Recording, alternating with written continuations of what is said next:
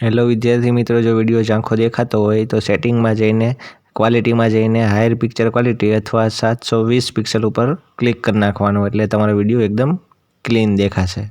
વિદ્યાર્થી મિત્રો, welcome to YouTube channel D solution.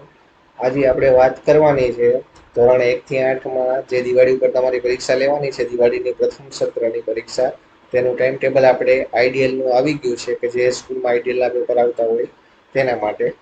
તો ચાલો તો વિડીયોની આપણે શરૂઆત કરીએ. જો વિડીયો ગમે તો લાઈક કરો, શેર કરો અને કોમેન્ટ કરો. તો ચાલો તો સૌથી પહેલા આપણે ધોરણ 1 થી 5 નું જોઈશું, બરાબર. પછી આપણે ધોરણ 6, 7 અને 8 નું જોઈશું ટાઈમ ટેબલ. તો જો ધોરણ 1 થી 5 માં કઈ રીતનું છે કે 14 તારીખથી આપણા પેપર શરૂઆત થશે અને 23 તારીખે આપણા બધા પેપર પૂરા થઈ ગયા છે. અને ત્યારબાદ તમારું દિવાળીનું શું થશે? વેકેશન. તો જો અહીંયા તમારા ધોરણ 1 ના છે, ધોરણ 2 નું ટાઈમ ટેબલ છે, ધોરણ 3 નું છે, ધોરણ 4 નું છે અને ધોરણ 5 નું પણ આપણને આપી દીધું છે. અને ખાસ ધ્યાન રાખજો અમુક સૂચના કે ધોરણ 1 થી 5 ના તમામ પેપર કેટલાના માર્કના હશે? તો કે 40 માર્કના હશે. અને ધોરણ 1 થી 4 ના તમામ પેપરના પ્રશ્નોના જવાબ રહ્યા ને તમારે પેપરની અંદર જ લખવાના, એટલે કે જે ક્વેશ્ચન પેપર હશે એની અંદર જ તમારે લખવાના રહેશે. અને ધોરણ 5 નો જે મેઇન વિષય છે, ગણિત છે, એવા બધાય છે, ગણિત છે, પછી અંગ્રેજી છે ને એવા બધાય, તો એના બધાના પેપરના જવાબ તમારે કેમાં લખવાના રહેશે? તો કે ઉત્તર વહી, એટલે કે સપ્લીની અંદર આપણે લખવાના રહેશે. ચાલો, તો આ હતું આપણો ટાઈમ ટેબલ ધોરણ 1 થી 5 નું. ચાલો હવે આપણે જોઈએ ધોરણ 6 થી 8 નું ટાઈમ ટેબલ. ચાલો, તો આ છે આપણું ધોરણ 6 થી 8 નું ટાઈમ ટેબલ.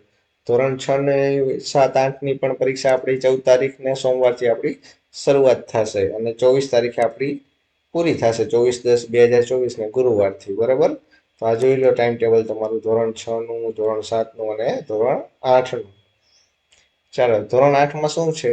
ધોરણ 6 થી 8 ના મુખ્ય વિષયના પેપર 80 માર્કના હશે અને એના જવાબ અલગ ઉત્તર વહીમાં લખવાના રહેશે. એટલે મુખ્ય વિષય એટલે કે ધોરણ 6 થી 8 માં ગણિત, વિજ્ઞાન, ગુજરાતી, અંગ્રેજી, હિન્દી, સમાજ ને એ બધાય, બરાબર ને. જે ઓલા સામાન્ય જ્ઞાનની ચિત્રના આવશે એ તમારે અંદર જ લખવાના આવશે.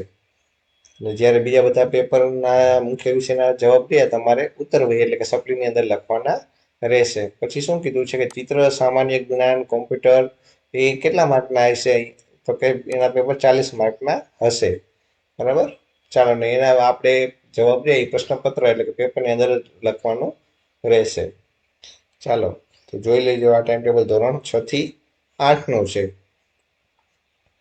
વિડીયો ગમે તો લાઈક કરો, કોમેન્ટ કરો અને શેર કરો. અને આવા નવા વિડીયો માટે જોતા રહો આપણી ચેનલ ડી સોલ્યુશન.